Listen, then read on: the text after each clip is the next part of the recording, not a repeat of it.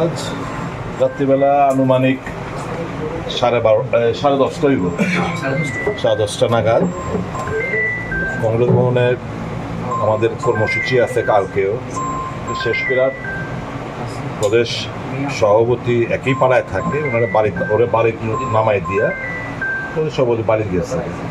ও যখন ঢুকে তখনই দেখছে আশেপাশে বেশ কিছু স্ক্যাটার্ড হয়ে কিছু লোক। তো এ ঢুকতেই বেশ কিছু আচমকা এখানে নাগাদিরাজ দত্তর নাম আমি শুনলাম, আঙ্কেল প্রদীপের নাম শুনলাম, তারপর এই কি বলে এই বুথের প্রেসিডেন্ট কি নাম, সুমন ধর, তারপর ফামশীল, প্রদীপ শীল, তারপর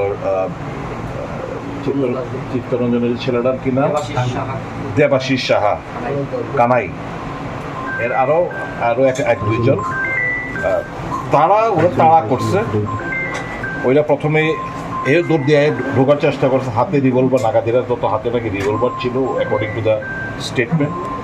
আয়া এই ঘরটারে কই গেছে সে পাইতেছে না, এই ঘরটার টিভিটা আমি সব ভাঙচুর করছে, উপরে গিয়া ফ্রিজ ট্রিজ সব ভাঙচুর করছে। শাহজাহান একটা রুমের মধ্যে, কক্ষের মধ্যে আত্মগোপন করছে। তার স্ত্রীরে বিভিন্ন জায়গায় হাত দেওয়া এবং ধাক্কা দিচ্ছে। বাবারে তো বেধড়ক মারধর করছে, মারেও ধাক্কা দিচ্ছে এবং প্রাণে মাইরে লাওয়ার উদ্ধত হয়েছে এবং তাকে ইয়েও কইছে এবং শূন্যই কইছে তার গুল্লি কর, হাতে রিভলভার ছিল।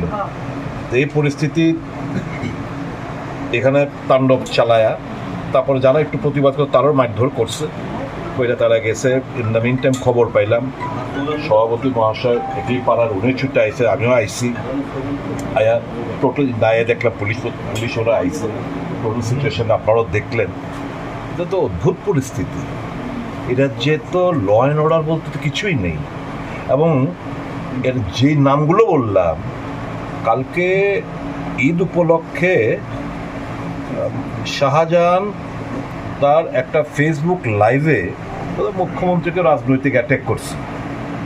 এবং এই যে নামগুলো, এগুলো তো মুখ্যমন্ত্রীর খুব কাছের লোক, একদম তার খুব নিকটতম লোকজন।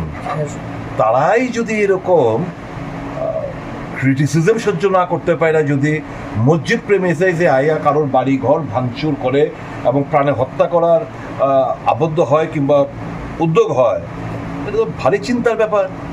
সাধারণ মানুষ কোথায় যাবে? উনি রাজনৈতিক একটা দলের কর্মী, নেতা, তো সে তার এভরি রাইট রয়েছে। এই যে গতকাল ঈদ উপলক্ষে নানা জায়গায় যে হামলা হুজ্জুতির ঘটনা, সে আউটবাস্ট হয়েছে, তার স্বাভাবিক এবং ভেরি রাইটলি তার আউটবাস্ট হয়েছে। তা বলে এই ধরনের পরিস্থিতির সম্মুখীন হতে হবে এবং পবিত্র একটা মসজিদ প্রাঙ্গণ এলাকায়, এটা তো ইট স্পিক্স ভলিউম যে রাজ্যে আইনের শাসন নেই। রাজ্যে একটা স্বৈরাচারী শাসন ব্যবস্থা মুখ্যমন্ত্রীর নেতৃত্বে এখানে বিরাজমান। মুখ্যমন্ত্রী ইন্টেলিজেন্স দিচ্ছে বলেই তো, এবং মুখ্যমন্ত্রী নিশ্চয়ই নলেজে রয়েছে, কারণ যারাই করেছে এরা হামেশাই প্রতিদিন উঠবস মুখ্যমন্ত্রীর সাথে। কাজেই ঠিক এবং বলেছে আগুন দিয়ে নাকি বাড়িঘর জ্বালিয়ে দেবে। তো এটা তো ভারী লজ্জার ব্যাপার, ধিক্কারের ব্যাপার। আমরা নিন্দা জানাচ্ছি এবং পুলিশের কাছে দাবি জানাচ্ছি এই সমস্ত দুষ্কৃতিকারীদের তাদের অবিলম্বে গ্রেপ্তার করে প্রয়োজনীয় ব্যবস্থা নেওয়ার জন্য। রাজ্যে আইন প্রশাসন শক্ত এবং মুখ্যমন্ত্রীর কেন্দ্রে এরকম অবস্থা, কি বলবেন? এটা তো প্রমাণ রাখে তার বাড়ির উল্টো দিকে এই সমস্ত ঘটনা, এটা তো প্রমাণ রাখে কি চলছে সারা রাজ্য জুড়ে। স্যার, তাহলে কি আপনি কি এই বিষয়টা নিয়ে মুখ্যমন্ত্রীর সাথে কথা বলবেন, ফোনে আলাপ করবেন বিষয়টা নিয়ে? আমি কি কার কাছে বিচার চাইব? যে এই সমস্ত জিনিস ঘটনার উস্কানি দিচ্ছে ওনার কাছে বিচার চাইব? আমি আইন এবং আদালতের কাছে বিচার চাইব।